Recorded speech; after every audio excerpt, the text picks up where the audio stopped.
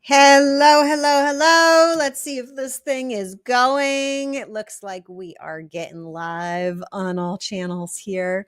I'm just going to give that a moment to kick in and for people to join on. Sorry, I'm a couple moments late here, but I have got some great tips for you. Today, we're talking about setting more ambitious fundraising goals for your nonprofit. And I'm going to give you 3 reasons why you need to be setting more ambitious fundraising goals. So stick with me for just a few minutes here for my 5-minute training on why you need to be setting more ambitious fundraising goals. All right. First of all, is when you set, well, let me just step back from it. Most organizations are setting their budgets of that what they're fundraising towards unrealistically small, right? I think Sherry Kwam Taylor had a post about this recently. Shout out to Sherry. Hi, Sherry.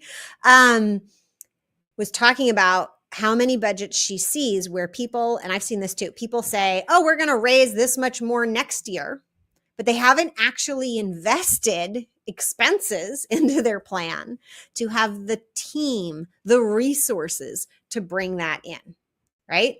So if your budget is not the budget that you're fundraising towards, right? Budgets are just financial plans, right? So you should have a plan, the fully funded plan, right? The fully funded plan includes all the expenses for funding for the fully funded plan. The fully funded plan includes everybody paid a market/thriving wage. The fully funded plan includes all the things you know you really need to make your organization great. Right? So most of you are fundraising for a plan that is too small. And when you fundraise for that plan that's too small, I really hope you don't meet your goals, because when you meet your goals and then your plan falls short because you didn't plan to have enough money, that's not going to feel very good. And those things add up. We planned for too little this year. Maybe your executive director didn't take that cost of living pay raise, once again, because it wasn't in the budget. Well, next year, are you going to give them a double pay raise, right? If you only give them a cost of living pay raise the following year, you still didn't make up for the previous year, right? So these things, each time we slip a little, they add up. So that's reason number 1. You need to have the plan that really can get the results. You need to have the plan of expenses that can really get the results, not a plan that shortchanges yourself even when you receive it. Okay, the next reason why you need to set more ambitious fundraising goals is it can actually increase your donor engagement. That's right. Your donors would rather give to a fully funded plan than a not fully funded plan. I mean, a plan that really had a realistic picture of what it's going to take to be great. Let's imagine you're an investor. Do you want to invest in a company that's just going to get mediocre results because it didn't invest enough in its marketing? Or would you rather invest in a company that's going to be like grow like crazy, that's going to be amazing, right? The company that's going to get mediocre results, you probably actually don't really want to invest anything. The company that's going to get amazing results, you will invest significant amounts of money in because it's going to be amazing, right? A lot of donors have the investor mindset, and a lot of them are also smart business people. And if you show them a financial plan that isn't fully fleshed out, that doesn't have the real costs in it for doing great things, they're not going to be excited about investing in you. Either they're just going to be like, this isn't likely to produce great results. Or those donors might even think, these people don't really understand how money works, and so I'm not going to trust them with my money.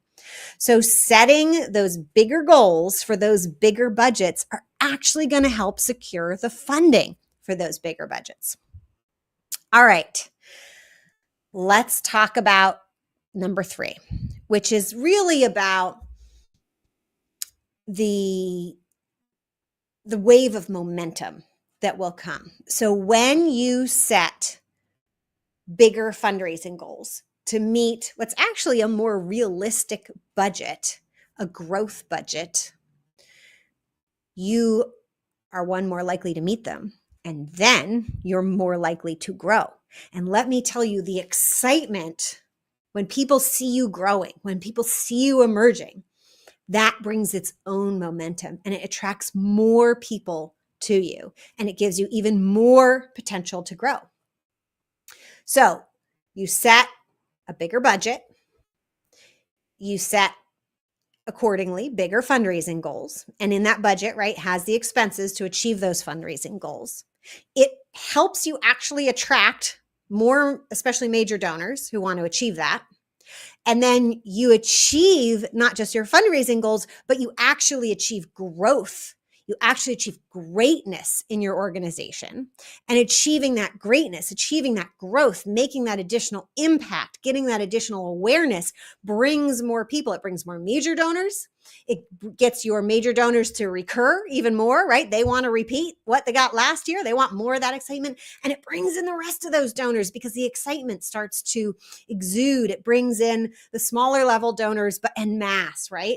And so now you've got momentum growing, and this becomes a revolving cycle of growth and more impact and more money and more excitement. And that way you're off that cycle that so many organizations are on. You create a starvation budget. If you're lucky or unlucky, you meet your fundraising goals to meet that starvation budget. You starve as a result. People don't, you look like you're starving. People leave, they abandon you because they're like, ugh, I don't want to be on the sinking ship. And they leave. And now you're really going to starve. And so you set an even more starvation budget. I'll tell you a quick story before we wrap up today. A client of mine, very smart executive director, you know who you are if you're listening, has been presenting to their funders their funding over the years adjusted for inflation, which is really, really smart because it shows truly, right? Inflation goes up every year. It's normal, happens some years more than others, but on average, inflation's usually around 3% if you average it out over time. Inflation goes up. So if our income and our expenses go up with inflation, so if our revenue doesn't go up the same percentage, we actually have less than we had before.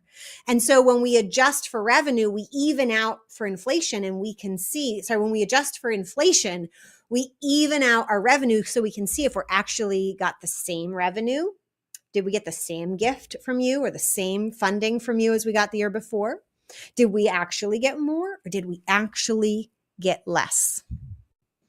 And what this executive director was able to show was that their funders are claiming, oh, we were giving you the same amount every year, or we've given you more than last year. But the trend over the past many years has been adjusted for inflation, less and less and less. But the expectations have been as much or more or more or more. And that creates problems because then we don't get the results because we don't have the funding, and it gets even harder to fundraise. That's what I have for you today. If you would like tips like this in your inbox, your email inbox, go to pivotground.com/sign up. Or if you're thinking, oh my God, I want to be that executive director in the room with Sarah, getting coaching, hand-holding, guidance on how to run a growth-oriented nonprofit that is fully funded and is fun to run, that includes vacations, you can go to pivotground.com/application, and we'll see if working together makes sense. Until next time, all the best. Bye.